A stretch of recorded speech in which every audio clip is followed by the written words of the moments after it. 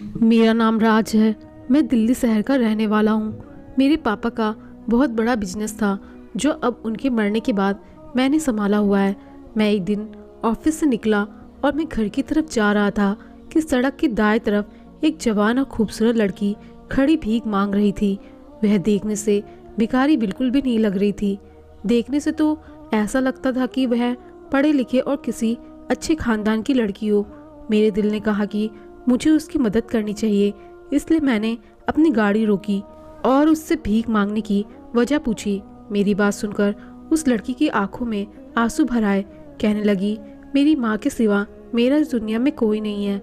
उस लड़की ने बताया कि मेरी माँ की तबीयत बहुत ख़राब है और मेरे पास इतने पैसे नहीं हैं कि मैं अपनी माँ का इलाज करवा सकूं।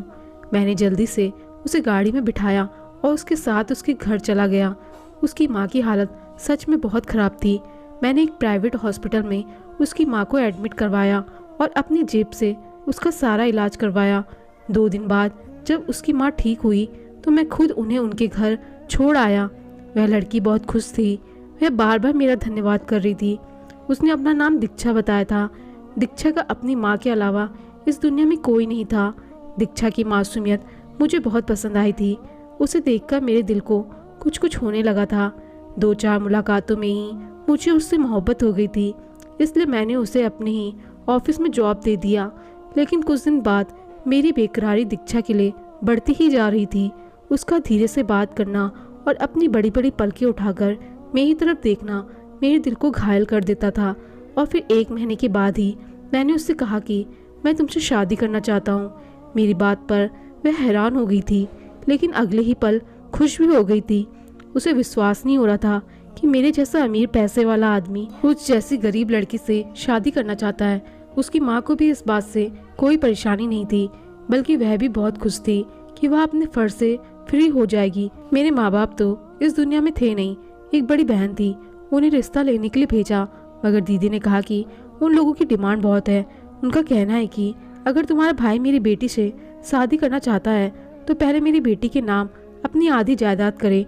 वो ऐसी औरतें नहीं हैं जैसा तुम उन्हें समझते हो। मुझे दीदी की बात पर विश्वास नहीं हुआ और मैं सीधा दीक्षा के घर पहुंच गया। मैंने सोचा मैं खुद दीक्षा और उसकी माँ से बात करूंगा। अगर वह चाहती है कि मैं अपनी आधी जायदाद उनकी बेटी के नाम कर दूं तो मैं यह भी करने को तैयार था। दीक्षा के बिना रहने के बारे में तो मैं सोच भी नहीं सकता था। हो सकता है दीक्षा की माँ को अपनी बेटी के फ्यूचर के लिए कुछ फिक्र हो। उन्हें डर हो कि कहीं मैं उनकी बेटी को फ्यूचर में छोड़ ना दूं, इसलिए वह अपनी बेटी की सेफ्टी के लिए ऐसा करना चाहती हो।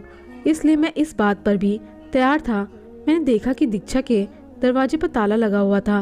मैंने आसपास के लोगों से पता किया तो उन्होंने बताया कि यहाँ पर वो लोग किराए पर रहते थे और कल ही हमेशा हमेशा के लिए यह घर छोड़कर चले गए हैं। वह लोग हमेशा के लिए शहर छोड़कर जा चुके थे। मैं हैरान परेशान था। दीक्षा तो इस रिश्ते को लेकर कितना खुश थी और उसकी माँ को भी शादी से कोई परेशानी नहीं थी। फिर भला वह लोग सब कुछ छोड़ छाड़ कर कैसे चले गए थे।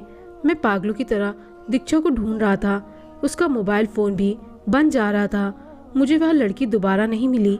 मैंने उसे पूरे दिल्ली शहर में ढूंढा था, मगर वह तो पता नहीं कहाँ चली गई थी। धीरे धीरे 6 महीने गुजर गए थे। उसका नंबर अभी तक बंद था। मैं हैरान था कि अगर उसे मुझसे शादी नहीं करनी थी तो फिर शादी करने के लिए राजी ही क्यों हुई थी, और अगर राजी हो गई तो यह शहर छोड़ने का क्या मतलब था। मेरी दीदी मुझे कहती कि कुछ लोग इस काबिल नहीं होते कि उन्हें इतनी इज्जत सम्मान उनकी उम्मीदों से बढ़कर उन्हें दिया जाए। तुम्हारा दिल साफ है और तुम हर किसी को अपनी तरह समझते हो। हर किसी पर बहुत जल्दी विश्वास कर लेते हो। सब लोग वैसे नहीं होते जैसा तुम समझते हो। अब इस लड़की को देख लो, तुमने उसके लिए क्या कुछ नहीं किया और वह किसी और लड़के की खातिर तुम्हें छोड़कर चली गई है। इसलिए तुम भी उस लड़की को भूल जाओ। मैं खुद तुम्हारे लिए एक अच्छी और प्यारी सी लड़की लाऊंगी कि तुम देखते रह जाओगे। मैंने कहा, लेकिन दीदी वह मेरे साथ शादी करने के लिए बहुत खुश थी। भला वह किसी दूसरे लड़के की खातिर मुझे क्यों छोड़ देती। दीदी ने कहा, हो सकता है उसे तुमसे भी अमीर लड़का मिल गया हो, इसलिए उसने तुम्हें छोड़ दिया है। मैं फिर दीदी के सामने कुछ नहीं कह सका था क्योंकि वह मेरे माँ के समान थी। मैं उनका बहुत सम्मान करता था। मैंने दीक्षा की खातिर अपना समय अपना सब कुछ दांव पर लगा दिया था। उनको भूल जाना आसान नहीं था। उसने मेरा दिल तोड़ दिया था। मुझे धोखा दिया था। लड़कियां तो मेरे पीछे दीवानी थी, मुझे खुद शादी के लिए प्रपोज करती थी, लेकिन मैं अपनी पत्नी के रूप में एक सिंपल सी लड़की चाहता था जो मुझे सच्ची मोहब्बत दे सके। और वह सिंपल सी लड़की और सच्ची मोहब्बत देने वाली लड़की मुझे दीक्षा में नजर आई थी, और इसलिए मैं उस पर दिल हार बैठा था। मैंने दीक्षा को तलाश करने में जमीन आसमान यहाँ से वहाँ कर दिया, पर ना जाने वह दुनिया के किस कोने में छुप गई थी। समय गुजरता रहा और 2 साल गुजर गए, जब दीदी ने एक दिन कह दिया, अब मैं तुम्हारी शादी करके रहूंगी। आखिर कब तक जाने वाले का दुख मनाते रहोगे? जिन्हें साथ निभाना हो वो बीच रास्ते में छोड़कर नहीं जाया करते। मैं और तुम्हारे जीजू सिर्फ तुम्हारी वजह से इस घर में रहते हैं। अब शादी कर लो ताकि मैं भी अपने घर जा सकूं। आखिर मैं कब तक यहाँ पड़ी रहूंगी? मेरी दीदी और उनके पति इसी घर में रहते थे। वहाँ मेरी सौतेली बहन थी, पर फिर भी मेरा बहुत ख्याल रखती थी। उन्होंने ज़िंदगी के हर मोड़ पर मेरा साथ दिया था। मेरे पापा ने 2 शादियाँ की थी, एक शादी अपने घर वालों की मर्जी से और दूसरी शादी खुद अपनी पसंद से की थी। पापा की पहली पत्नी से एक बेटी थी जो मेरी दीदी है, और वह मुझसे 8 साल बड़ी है। और मैं दूसरी पत्नी से था जिसके पापा ने पसंद की शादी की थी। और जिस दिन पापा मेरी माँ को अपने घर लेकर आए थे तब मैं 2 साल का था। पहले तो दादा ने पापा का बहुत विरोध किया था, मगर जब देखा कि मेरी माँ ने उन्हें इस घर का वारिस दिया है तो उन्होंने मेरी माँ को स्वीकार कर लिया था। और फिर मैं और मेरी माँ वहीं रहने लगे। जैसे जैसे मैं बड़ा होता गया मुझे अपने खानदान वालों से प्यार मिलता गया। दादा दादी पापा बुआ सब मुझे बहुत प्यार करते थे, पर मेरी दीदी मुझसे बहुत चिढ़ा करती थी। वह कहती कि तुम तो बहुत मनूस हो, जब से आए हो मुझसे ज़्यादा सब तुम्हें प्यार करते हैं। तुम्हारे आते ही सबने मुझे इग्नोर करना शुरू कर दिया है। दीदी मुझे मारा भी करती थी तो मैं पापा से शिकायत लगाया करता था, और पापा कहते कि तुम दोनों भाई बहन हो, बस माँ अलग अलग है तो क्या हुआ, मगर तुम दोनों मेरी ही औलाद हो। अगर ऐसे लड़ते रहे तो सब क्या कहेंगे कि दोनों बच्चे कितने बदतमीज हैं। मैं पापा से कहता कि मैं दीदी से नहीं लड़ता, वही मुझसे झगड़ा करती हैं। और मेरी माँ भी मुझे यही कहती थी कि कोई भी औरत चाहे वह घर के अंदर हो या घर के बाहर, उसका हर हाल में सम्मान करना चाहिए। और तुम्हारी दीदी तुमसे बड़ी है, कभी कुछ कह दे तो चुपचाप उसका कहना मान लेना, और कभी उससे बहस मत करना। अच्छे बच्चों की यही निशानी होती है। बहनें तो बहुत प्यार करने वाली होती हैं। मम्मी की नसीहत सुनकर मैं दीदी से सॉरी बोल देता था और कहता कि ठीक है दीदी, अब मैं आपकी सारी बातें मानूंगा। मेरी यह बात सुनकर पापा प्यार से मेरा माथा चूम लेते थे और दीदी पाँव पटकती हुई कमरे से चली जाती थी। धीरे धीरे मैं बड़ा होता गया, और जब एक दिन माँ सीढ़ियों से गिरी और उनके सर पर गहरी चोट लगी, जिससे वह 2 दिन सांस तो लेती रही, मगर तीसरे दिन वह मुझे छोड़कर इस दुनिया से चली गई। मैं उस समय 11 साल का हो चुका था। मुझे ऐसा लगता कि जैसे मौत ने मेरे घर का रास्ता देख लिया है, क्योंकि अगले 2 सालों में दादा और दादी भी चले गए थे। इन 3 मौतों से पापा बिल्कुल टूट के रह गए थे। अब वह मेरा पहले से भी ज़्यादा ख्याल रखने लगे थे, और मेरी बड़ी माँ से कहते कि अब घर को संभालना तुम्हारी जिम्मेदारी है। वह पापा के सामने मुझसे बहुत प्यार से बात करती, और जब पापा कमरे से चले जाते हैं तो मुझसे कहती कि तुम मेरी सौतन की औलाद हो, अपनी माँ के साथ ही मर जाते तो अच्छा होता। जिस दिन से तुम माँ बेटा हमारे घर में आए हो, हमारे घर को नज़र लग गई है। पहले कैसे हमारे घर में खुशियाँ हुआ करती थी, तुम लोगों का मनूस साया जब से पड़ा है, खुशियाँ भी इस घर से रूठ चुकी हैं। वह मुझे अधिक डांटती हुई कमरे से चली जाती। मैं कितनी देर तक रोता रहा कि मेरा क्या कसूर था, क्या मैं सच में मनूस हूँ, क्या सच में हमारे यहाँ आने से यह घर खाली हो गया है। मेरी आंखों के सामने मेरी माँ का चेहरा आ जाता। वह कैसे रोती थी। मरने से पहले पापा से बहुत कहती थी कि मेरे साथ अजीबोगरीब हादसे होते हैं। कभी कोई मेरे कपड़ों को काट देता है, कभी खाना बनाती हूँ तो नमक तेज आ जाता है, और कभी खाना जल जाता है। मैं हैरान होती हूँ कि यह सब कैसे हो जाता है। पापा मेरी माँ को समझाया करते थे कि यह सब तुम्हारा वहम है। माँ कहती कि यह मेरा वहम नहीं है, जब से मैं यहाँ आई हूँ मेरे साथ सब कुछ उल्टा हो रहा है। कभी कोई फ़ोन करके मुझे अजीब किस्म की आवाज़ में डराता है, पर मुझे उसकी आवाज़ समझ नहीं आती कि आखिर सामने वाला फ़ोन पर मुझे कहना क्या चाहता है और वह मुझे क्यों डराता है। पापा माँ को समझाते कि ऐसा कुछ भी नहीं है, तुम बस उल्टा सीधा खुद ही सोचती रहती हो। माँ कहती कि मैं आपको नंबर दिखाती हूँ, मैं झूठ नहीं बोल रही। और जैसे ही माँ ने मोबाइल दिखाया तो उसमें नंबर था ही नहीं। पापा ने कहा, देखा मैं ठीक कह रहा था ना, तुम्हें तो वहम की बीमारी हो गई है। मैं तो कहता हूँ कि किसी दिमाग वाले डॉक्टर के पास चलते हैं। सारा दिन टीवी पर सीरियल देख देख कर तुम्हारे दिमाग पर असर हो गया है। माँ कहती कि सारा दिन मैं घर पर काम करती हूँ। आपकी माँ ने तो नौकरानियों की छुट्टी कर दी है और सारा काम मुझसे ही करवाती हैं। मैं अब उनके ताने सुन सुनकर थक चुकी हूँ। मैं उस समय बहुत छोटा था, मगर मुझे अपनी माँ की बातों पर विश्वास था।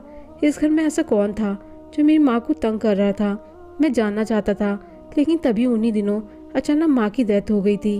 वह सीढ़ियों से कैसे गिरी कुछ समझ नहीं आया था। सबने कहा था कि मेरी माँ को दिमागी समस्या है, इसी वजह से उनका संतुलन बिगड़ गया होगा और वह सीढ़ियों से खुद ही गिर गई होंगी। जब मेरी माँ मर गई थी तो किसी का कुछ नहीं गया था। सब अपनी अपनी जिंदगी में बिजी हो गए थे, पर मेरी जिंदगी जैसे रुक सी गई थी। मेरी माँ तो चली गई थी और उनके जाने के बाद मैं बिल्कुल अकेला हो गया था। पापा ने मुझे बड़ी माँ यानी मेरी सौतेली माँ के हवाले कर दिया। वह अपने बिजनेस को देख रहे थे, पर मुझे कोई भी नहीं संभालता था। मैं नौकरों के सहारे पर था, वह भी अपनी मर्जी करते। उनको भी कोई नहीं पूछता था कि राज को खाना खिलाया या नहीं, राज को स्कूल भेजा या नहीं, उसे होमवर्क कराया या नहीं। किसी को कोई मतलब नहीं था। नौकर भी अपनी मनमानी करते, जब चाहते खाना दे देते, जब चाहते ना देते। मैं भूखा उनके पीछे पीछे रोता हुआ फिरता रहता था। एक बच्चा जिसकी माँ नहीं थी, उसका कोई भी नहीं था। जिस दिन मेरी माँ इस दुनिया से गई थी उसी दिन मेरी खुशियाँ भी उन्हीं के साथ चली गई थी। मैं स्कूल से कॉलेज में पहुंच चुका था जब दीदी की शादी हुई, और शादी के बाद भी वह यही रहने लगी थी, क्योंकि बड़ी माँ अपनी आंखों से उन्हें दूर नहीं करना चाहती थी। फिर एक दिन रोड एक्सीडेंट में पापा और बड़ी माँ की भी डेथ हो गई। वह दोनों एक रिश्तेदार की शादी में जा रहे थे कि गाड़ी की टक्कर एक बस से हो गई और दोनों ने मौके पर ही दम तोड़ दिया। और फिर उसके बाद सब कुछ मेरी दीदी और मेरे जीजा ने संभाल लिया। पापा के वकील ने बताया कि मेरे पापा पहले ही सब कुछ मेरे नाम कर चुके हैं और मेरी माँ इकलौती थी, उनका सब कुछ पहले से ही मेरे नाम पर था। दीदी को पापा ने शादी के समय उनका हक दे दिया था, लेकिन इस बात का मुझे नहीं पता था। दीदी सदमे में थी, लेकिन मैं उनका बहुत ख्याल रखता। और फिर धीरे धीरे दीदी का व्यवहार मेरे साथ ठीक हो गया। दीदी के अच्छे व्यवहार से मैं बहुत खुश था। दुनिया में मेरा था ही कौन। दीदी से प्यार मिला तो जिंदगी में जैसे खुशियों की लहर दौड़ गई थी। दीदी कहती कि बड़ी बहनें भी माँ की जगह होती हैं, कभी खुद को अकेला मत समझना। मैं बहुत खुश हो गया था। अब मैं अपनी पढ़ाई भी अच्छे से जारी रख सकता था।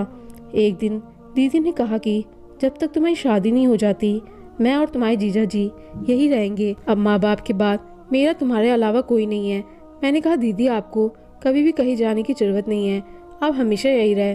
तब दीदी ने कहा कि क्या पता कल को तुम्हारी पत्नी आ जाए, मैं मुझे इस घर में सहन न करे तो फिर मैं कहाँ जाऊंगी। मेरे ससुराल वाले क्या बोलेंगे कि इतने साल जिस भाई के घर में रही उसी ने आप घर से निकाल दिया, तो तुम ऐसा करो घर मेरे नाम कर दो। मैंने कहा दीदी यह कौन सी बड़ी बात है, यह घर जितना मेरा है उतना ही आपका भी है, मैं यह घर आपके नाम कर दूंगा। मेरी बात सुनकर दीदी बहुत खुश हुई। समय गुजरता गया, मैंने अपनी पढ़ाई पूरी की और फिर ऑफिस जाने लगा और पापा का बिजनेस संभाल लिया। और फिर दीदी ने अपनी पसंद की लड़की से मेरी शादी करा दी। शादी की रात जैसे ही मैं कमरे में पहुंचा, मेरी पत्नी की तबीयत खराब हो गई। मैं जल्दी से उसे लेकर अस्पताल पहुंचा, लेकिन वह मर चुकी थी। मेरे सास ससुर भी वही अस्पताल आ गए थे। उन्होंने पुलिस बुला ली और मुझ पर इल्जाम लगा दिया कि मैंने ही उनकी बेटी को मारा है। मेरे ससुर ने मुझे थप्पड़ मारा और मुझे पुलिस पकड़कर ले गई। बड़ी मुश्किल से 3 महीने के बाद मेरे जीजा ने मुझे जेल से छुड़वाया। धीरे धीरे मैं इस हादसे को भूल गया था। हालांकि इसे भूलने में मुझे काफ़ी समय लगा था। और फिर जिंदगी धीरे धीरे रूटीन पर आ गई थी। और फिर मुझे दीक्षा मिली, मुझे उससे मोहब्बत हो गई। पर फिर अचानक से वह भी गायब हो गई। मैं उसकी मोहब्बत में दीवाना हो गया था। उसे दिन रात दीवानों की तरह ढूंढा, लेकिन वह मुझे नहीं मिला। दीक्षा के जाने से मैं भी बिल्कुल टूट गया था। अब तो मुझे लगने लगा कि सच में मैं मनूस हूँ जो सबकी खुशियों को खा जाता हूँ। दीदी ने मुझे बहुत समझाया कि दीक्षा को भूल जाओ, वह बहुत धोखेबाज और लालची लड़की थी। मैं तुम्हारे लिए दीक्षा से भी अच्छी लड़की लेकर आऊंगी और तुम्हारी पत्नी बनवाऊंगी। देखना वह तुम्हें बहुत प्यार देगी और तुम्हारी जिंदगी स्वर्ग हो जाएगी। मैं भी धीरे धीरे दीक्षा को भुलाने की कोशिश करने लगा था। दीदी ने मेरा ऐसे में बहुत साथ दिया था, उन्होंने मुझे बहुत संभाला था। धीरे धीरे जिंदगी रूटीन पर आने लगी थी और फिर दीदी की जिद पर मैंने दूसरी शादी उनकी एक दोस्त की बेटी से कर ली, मगर हैरत की बात थी कि शादी की रात मेरी दूसरी पत्नी भी मर गई। मैं बहुत दुखी था क्योंकि यह दूसरी बार था। अब तक कोई भी लड़की मुझसे शादी करने के लिए राजी नहीं थी और मैंने भी दीदी से साफ साफ कह दिया कि मुझे शादी ही नहीं करनी है, बल्कि मैं यहाँ देश छोड़कर यहाँ से जा रहा हूँ। दीदी ने रोना शुरू कर दिया, कहने लगी कि तुम चले गए तो मेरा क्या होगा, मेरा एक ही तो भाई है और तुम भी मुझे छोड़कर जा रहे हो। लेकिन अब मैं अपनी ज़िंदगी से तंग आ चुका था।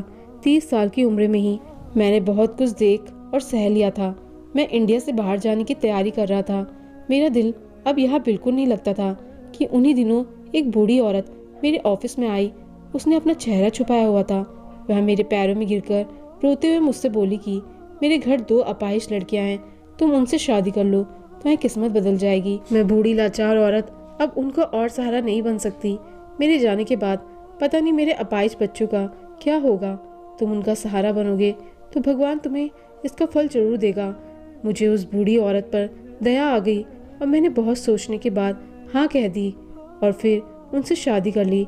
शादी के बाद मैं उन्हें अपने दूसरे घर ले गया। वह दोनों बाहरी सोफे पर बैठी थी। जब मैंने घूंघट हटाया तो मेरी जान निकल गई, क्योंकि वह तो मेरी पहली दोनों पत्नियां थी, लेकिन उनके आधे चेहरे जले हुए थे और देखने में बहुत ही भयानक लग रही थी। वह तो मर चुकी थी, लेकिन जिंदा कैसे हो गई थी? मैं हैरान रह गया। जब उस बूढ़ी औरत ने अपने चेहरे से मांस उतारा तो मैं फटी फटी आंखों से उनका चेहरा देखने लगा। वह तो मेरे घर में काम करने वाली नौकरानी थी, जिन्होंने माँ के जाने के बाद मुझे संभाला था। वह नौकरानी पापा के समय से हमारे घर में काम करती थी। मैं उन्हें मासिक रहता था और फिर अचानक से कहीं चली गई थी। मैं हैरान था और अपनी पत्नियों को देखकर परेशान भी था। मैंने मासी से पूछा, यह सब क्या है और यह जिंदा कैसे हुई? यह तो मर चुकी थी। मासी ने मुझसे कहा कि बेटा, तुम्हारे साथ बहुत बड़ी साजिश हुई है, मैं तुम्हें सारा सच बताती हूँ। मासी ने कहा कि जब तुम्हारे पापा तुम्हारी माँ को घर लेकर आए थे तो तुम्हारी सौतेली माँ ने उन्हें स्वीकार नहीं किया था। वह उन्हें दिमागी तौर पर मरीज बनाने पर तुली हुई थी। फिर धीरे धीरे उसे दिमागी मरीज बना ही दिया। उस दिन अगर तुम्हारी माँ बच जाती तो सबको सच्चाई पता चल जाती। तुम्हारी माँ को एक ऐसी दवा दी जा रही थी जिससे वह अंदर ही अंदर खत्म हो रही थी और यह सब तुम्हारी सौतेली माँ कर रही थी। और फिर तुम्हारी माँ की मौत हो गई। उसके बाद वहाँ माँ बेटी तुम्हें खत्म करना चाहती थी। तुम्हारे खाने में कुछ न कुछ मिलाकर देती थी, लेकिन मैं वह खाना बदल दिया करती। मैं यहाँ सब बड़े साहब को बताना चाहती थी। मैं जब भी उनके पास जाती तो कोई ना कोई उनके पास होता। और फिर तुम्हारी बड़ी माँ और पापा की भी डेथ हो गई और सब कुछ तुम्हारी दीदी ने संभाल लिया, जिस पर तुम्हें अंधविश्वास है, पर वह ऐसी नहीं है जैसा तुम उसे समझते हो। उसने जानबूझकर इस घर में रहने का फैसला किया था ताकि तुमसे धीरे धीरे करके सब कुछ छीन सके। जब उसे पता चला कि सारी जायदाद तुम्हारे नाम पर है और उसे कुछ नहीं मिलने वाला, तब उन दोनों पति पत्नी ने सोचा क्यों ना तुम्हारी जिंदगी बर्बाद कर दी जाए ताकि तुम खुद ही सब कुछ उसके हवाले करके यह देश छोड़कर चले जाओ और कभी दोबारा शादी न करो। जिस लड़की को तुम पसंद करते थे वह खुद नहीं भागी थी। जिस दिन तुम्हारी दीदी रिश्ता लेकर गई थी तो उसकी माँ को तुम्हारी बहन ने बहुत टॉर्चर किया था और दीक्षा को धमकाया था कि अगर तुम यहाँ शहर छोड़कर नहीं गई तो तुम्हारी माँ जिंदा नहीं बचेगी। दीक्षा से यह भी कहा था कि शहर छोड़ने के बाद तुम राज से किसी भी तरह का कोई कांटेक्ट नहीं करोगी, नहीं तो यह तुम्हारे लिए बहुत ही बुरा होगा। और जबरदस्ती उन्हें यह शहर छोड़ने के लिए कहा था। मैं भी उस दिन उसके साथ ही थी। मैंने घर आकर तुम्हारी बहन से कहा कि बेटी ऐसा मत करो, राग दीक्षा से बहुत मोहब्बत करता है। और तब तुम्हारी बहन ने कहा कि बुढ़िया अपनी औकात में रहो, इस घर के फैसले सिर्फ मैं ही कर सकती हूँ। राज ने मेरे बाप की सारी जायदाद पर कब्जा कर लिया है। मैं गुलाम बनकर रह गई हूँ। इस जायदाद पर सिर्फ मेरा हक था। अगर राज और उसकी माँ मेरे पापा की ज़िंदगी में ना आते तो यह सब कुछ मेरा होता, लेकिन उसकी माँ ने मेरे बाप से शादी करके सब कुछ मुझसे छीन लिया। लेकिन मैं अपना सब कुछ वापस लेकर रहूँगी। उसे इतनी तकलीफ़ दूंगी जितनी तकलीफ़ मुझे और मेरी माँ को हुई थी। मरते दम तक उसे सुकून नहीं रहने दूंगी। उसकी हर खुशी छीन लूँगी। और फिर जब तुम्हारी दीदी तुम्हारी शादी करवाती थी तो शादी की पहली रात तुम्हारी दुल्हन को दूध में दवा मिलाकर पिला देती, जिससे कि उसे बहुत ही ज़्यादा तकलीफ हो।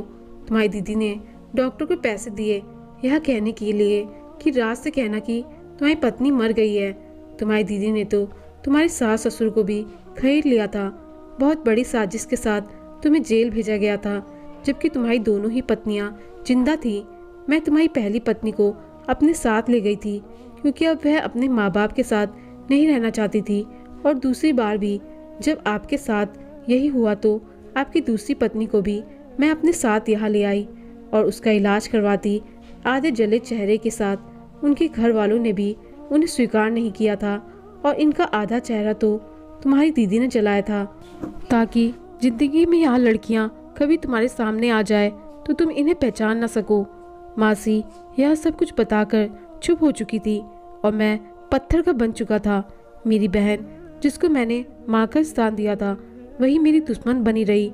जिन पर मैं अंधा विश्वास करता था वह मेरी खुशियाँ छीन लेना चाहती थी। मैं अपनी दोनों पत्नियों को अपने साथ लेकर अपने घर आ गया।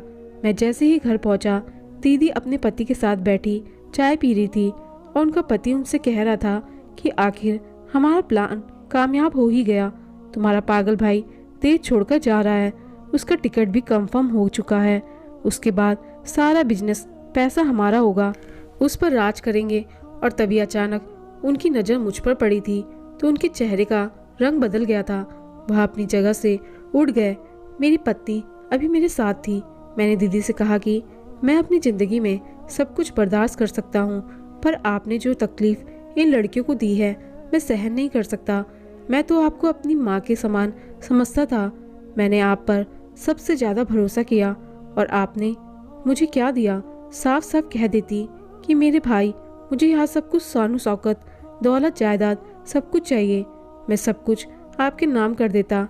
आपके एक बार ही कहने से मैंने यहाँ घर आपके नाम कर दिया था। आप अगर मेरी जान भी मांगती तो वह भी आपको मैं खुशी खुशी दे देता, क्योंकि मैं आपसे बहुत मोहब्बत करता था। आपकी खातिर कुछ भी कर सकता था। मेरी माँ तो कहती थी कि बहनें अपने भाइयों से बहुत मोहब्बत करती हैं, कभी उनका बुरा नहीं चाहती। माँ के बाद बहन होती है जो सबसे ज़्यादा अपने भाई से प्यार करती है। पर आपने यह सब क्या कर दिया? मैं रो रहा था और फिर अचानक ही एक धाई की आवाज़ आई थी। मैं फटी फटी आंखों से कभी अपनी जीजा और कभी अपने पीछे ज़मीन पर पड़ी अपनी पत्नी को देख रहा था। शायद मेरे जीजा ने मेरे ऊपर ही निशाना लगाया था और निशाना चूक कर मेरी पत्नी के सीने पर जा लगा था। दीदी ने कहा कि मैं तुमसे नफरत करती हूँ, इतनी नफरत कि तुम सोच भी नहीं सकते। इससे पहले कि दीदी कुछ कहती, पुलिस आ चुकी थी। पुलिस को मासी ने कॉल कर दिया था। पुलिस दोनों पति पत्नी को पकड़कर ले गई। मैं अपनी पत्नी को लेकर अस्पताल पहुंचा, लेकिन डॉक्टर ने कहा कि इनकी मौत हो चुकी है। मुझे कुछ भी समझ नहीं आ रहा था। ऐसा लग रहा था कि मैं पागल हो जाऊंगा। कुछ महीनों के बाद मैंने अपनी दूसरी पत्नी की सर्जरी करवाई। अब वह बिल्कुल ठीक हो गई थी। मेरी दीदी और मेरे जीजा जेल में थे। मेरी पहली पत्नी मर गई थी और दूसरी पत्नी मेरे साथ रह रही थी। वह मेरा बहुत ख्याल रखती थी, पर अब मैं किसी पर भी भरोसा नहीं कर पा रहा था। मेरा औरत जात से विश्वास उठ चुका था। मुझे सब धोखेबाज लगती हैं। दीदी और उनके पति जेल में थे और दीदी का दिमागी संतुलन बिगड़ चुका था।